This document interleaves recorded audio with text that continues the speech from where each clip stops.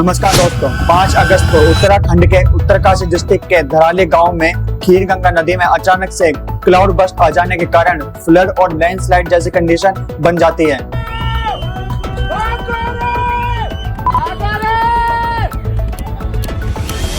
लोगों को सूचित किया जाता है गंगा नदी का जलस्तर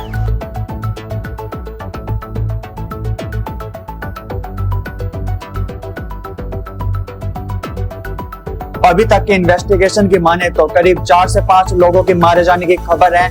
कई सारे लोग अभी भी इसके अंदर मिसिंग है और अराउंड 20 से 25 होम स्टे और होटल पूरी तरीके से बह चुके हैं और कई सारे गांव वाले अभी भी इसके अंदर दबे हुए हैं। तो आखिर क्यों 5 अगस्त को धराली गांव में क्लाउड बस्ट का खतरा देखा गया, जिसके कारण लैंडस्लाइड और फ्लड का कंडीशन देखी गई। तो आइए जानते हैं आज की इस वीडियो में।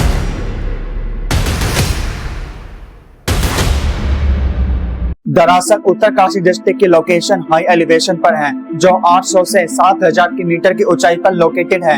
ये एरिया लगभग पूरे साल स्नो से कवर रहता है। इसके पास से ही इंडिया की 2 प्रमुख नदियां गंगा और यमुना का ओरिजिनेट होता है, जिसके पास 2 धार्मिक स्थल गंगोत्री और यमुनोत्री सिचुएटेड हैं। उत्तरकाशी की अगर हम टोपोग्राफी को देखें तो यहाँ पर स्टीप स्लोप्स हैं, डीप वैली हैं और फ्रेजाइल इकोसिस्टम है। मतलब यहाँ पर यंग फॉल माउंटेन है, मतलब यंग हिमालयस हैं। ये वे हिमालय हैं जो अरावली और वेस्टर्न घाट के बाद बहुत बाद बने, जिस कारण यहाँ की जो सोइल है बहुत मुलायम है। इस एरिया को अगर हम देखें तो ये बहुत सिस्मिकली एक्टिव जोन है, मतलब यहाँ पर अर्थक्वेक आते रहते हैं, जिस कारण ये यहाँ पर लैंडस्लाइड का खतरा बना रहता है। बारिश की बात करें तो यहाँ पर जून से सितंबर के समय साउथ वेस्ट मानसून के दौरान मैक्सिमम रेन होती है, जिसमें अगर हम देखें तो on an average per year यहाँ पर 1200 से 1300 के आसपास यहाँ पर ईयर रेन होती है। दरअसल 5 अगस्त से पहले के कुछ दिनों से ही यहाँ के आसपास के इलाकों में कंटिन्यूसली रेनफॉल हो रही थी और धीरे धीरे इस रेनफॉल के इंटेंसिटी के बढ़ने के कारण सर्दियों के महीने में जो ग्लेशियर और स्नो यहाँ पर पहाड़ों के बीच में इकट्ठी होती है, उसके ऊपर एक प्रेशर लगता है, जिसके कारण यहाँ पर फ्लैश फ्लड की कंडीशन यहाँ पर बनती है, जिसे हम क्लाउड बस्ट कहते हैं। दरअसल क्लाउड बस्ट एक एक्सट्रीम सडन और लोकलाइज्ड रेनफॉल इवेंट है, जिसमें कम समय में एक छोटे से एरिया में कई सारा पानी एक साथ डंप हो जाता है। IMD के अकॉर्डिंग अगर इसकी डेफिनेशन को देखें तो ऐसी बारिश जो 10 सेंटीमीटर या फिर इससे ज्यादा 1 घंटे के अंदर और एक छोटे से एरिया में बारिश का होना ही क्लाउड बस्ट कहलाता है। तो अगर हम इस डिजास्टर को पूरी गहराई के साथ समझे तो इसके कई कारण हो सकते हैं, जैसे नेचुरल फैक्टर, क्लाइमेट चेंज और ह्यूमन फैक्टर भी हो सकता है। जिसमें से हम कुछ रीजन की बात करें तो सबसे पहले तो ये एरिया सिस्मिक जोन के अंदर होने के कारण अर्थक्वेक और लैंडस्लाइड का खतरा बना रहता है। दूसरा देखें तो क्लाइमेट चेंज के कारण अचानक से रेनफॉल के पैटर्न में शिफ्ट हो जाना, जिसके कारण रेनफॉल को प्रिडिक्ट करना काफी मुश्किल हो जाता है।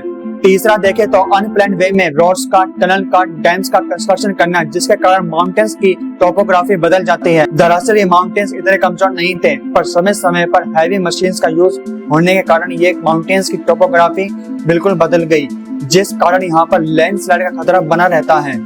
जैसे एक एग्जांपल देखें तो उत्तराखंड के भटवारी रीजन के रहने वाले हरीश रावल, जिसका घर लैंडस्लाइड के कारण खत्म हो गया। और रीजन को देखें तो डिफॉरेस्टेशन करना, अनप्लान्ड कंस्ट्रक्शन करना, जिसमें अगर देखें तो टूरिज्म को अट्रैक्ट करने के लिए रिवर के बेसिन में होम और होटल्स को बनाना, ये सारे रीजन हो सकते हैं। करंट सिचुएशन की बात करें तो धराली गांव में कई सारी रैपिड रेस्क्यू टीम्स को डिप्लॉय किया गया है, जिसमें army, Uttarakhand police, SDRF, NDRF, RTBP की टीम शामिल है।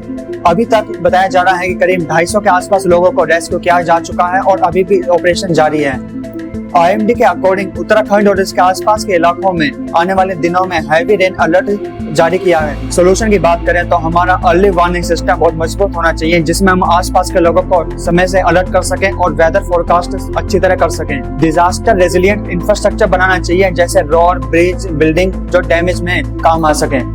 और तीसरा, आसपास के लोगों को हमें डिजास्टर के लिए प्रिपेयर रखना चाहिए और हमें उन्हें ट्रेनिंग देनी चाहिए इवैक्यूएशन की। पर इस सब के बावजूद भी कंक्लूजन यही निकलता है कि कई सारे साइंटिस्ट ने ये बताया है कि पिछले कई सालों में जो नेचुरल डिजास्टर देखे गए हैं वो क्लाइमेट चेंज का हम उसे बहाना नहीं दे सकते, क्योंकि ये एक मैनमेड या फिर एंथ्रोपोजेनिक ही फैक्टर के कारण ही नेचुरल डिजास्टर देखे जा रहे हैं। क्योंकि अनप्लान्ड तरीके से रोड, टनल और डैम्स का पहाड़ों में कंस्ट्रक्शन करना ही सबसे बड़ा रीजन बताया जा रहा है। अगर आपको इन्फॉर्मेशन अच्छी लगे तो वीडियो को सब्सक्राइब जरूर करना, लाइक करना और शेयर करना। जय हिंद।